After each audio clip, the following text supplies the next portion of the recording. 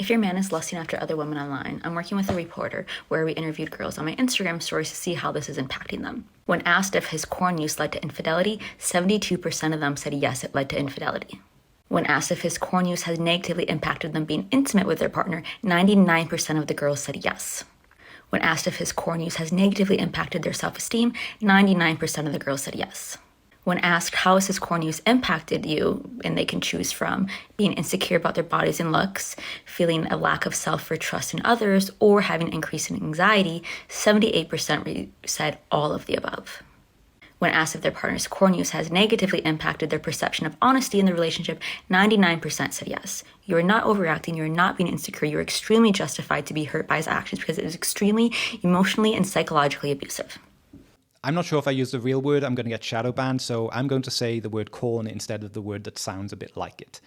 Now that video was correct in that if you have a partner who actively and truly wants to be intimate with you, turning to corn use instead is extremely neglectful, selfish, and damaging to the relationship. However, is it really the case that most of the use of corn in relationships is in the context of a man refusing to be intimate with his wife or girlfriend and instead preferring corn? I'm not so sure about that. Now, I believe that corn is not helpful to you as a person or to the relationship. It reinforces unhelpful and unhealthy patterns of thought, makes you into an observer of sex rather than something that you participate in. And all that energy that should be used for bonding is instead given this hyperstimulation of more variety that you would never get in real life. And so your perceptions are distorted. You don't enjoy the real thing as much. And so I think men need to stay away from it as much as possible. And in this video, I want to explore how it happens that corn ends up being used in relationship, because most of the time, I really don't believe that it's a only one side is to blame situation. Again, it's possible, but I don't think it's that unnuanced. And because the internet hates nuance, let me just give the analogy of just because a doctor can explain how cancer happens, it doesn't make him pro-cancer.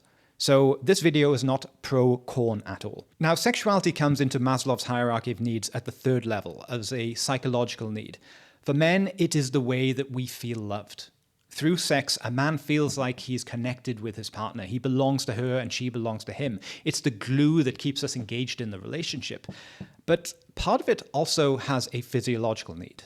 Most men who ever lived never got to pass on their DNA. It was a highly competitive environment to get the attention of women. And taking the whole of human history into account, those men who did get to pass on their DNA often did that with multiple women. For example, around 8,000 years ago, only 1 out of 17 men got to pass on their genes. So the other 16 men got nothing. They never got to father children. And you could argue that this gap between haves and haves not among men for women's attention is actually maybe coming back. But that's another topic that we've already discussed on this channel and in other videos.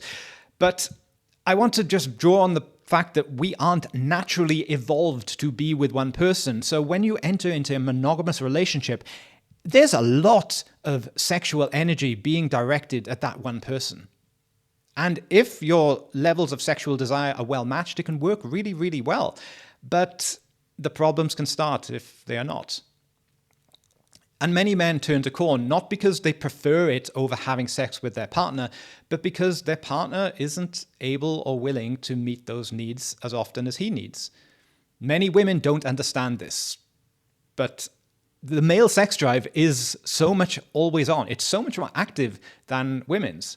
And monogamy being a commitment to share this feast of intimacy with one other person is hard work. Going without sex for a man is like skipping a meal because the other person isn't hungry. So if you promised that you would only ever eat together and the other person says, well, you know what, I don't feel like eating today. Yeah, it's not going to kill you to miss a few meals, but you're going to get really frustrated if it happens too much. I worked 10 hours! All I want is Wingstop! That's a little excessive. That's a little excessive. CEO of Pangry. I'm fucking starving, Swizz! What did you eat today? I ate nothing! Nothing! Now, there's a whole discussion out there about what the man should be doing to meet his partner's needs, because women generally in a relationship need to feel comfortable in order to be intimate with their partner.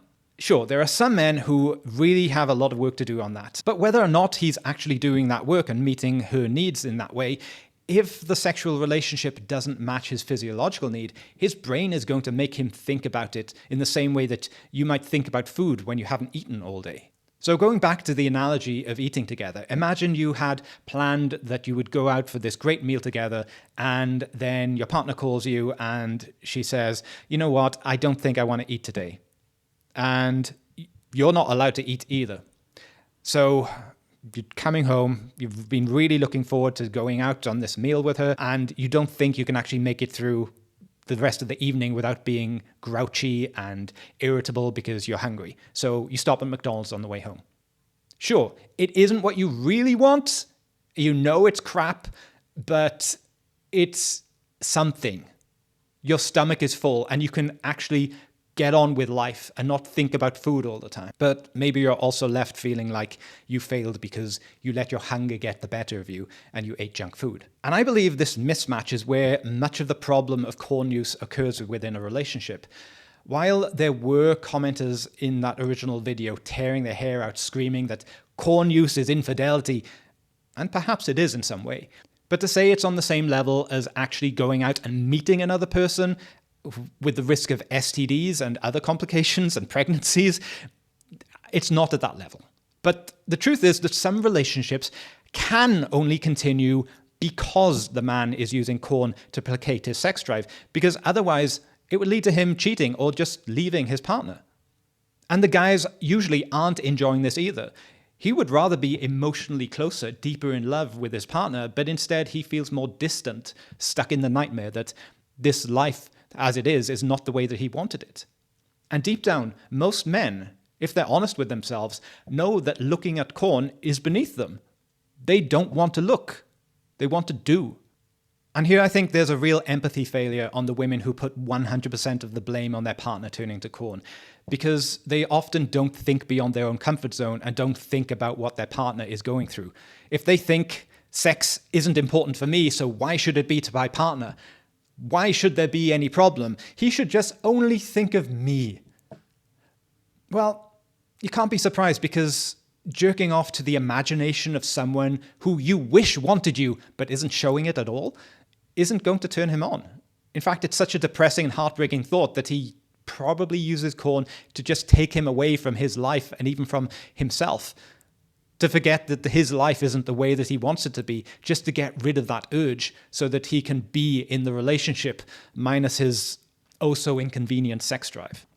And now his corn use makes his sexuality not only an inconvenience, but a source of shame. And the more he gets rejected by his partner, the less he tries to initiate. Because why try if you're constantly going to get shot down? Rejection hurts. But the comments on that Instagram video were mostly shaming men as the problem. Men are so perverted, unlike women, apparently. Which really doesn't check out if you actually ever read women's erotic literature. Me by my waist, pulled me in close, and gave me a big kiss.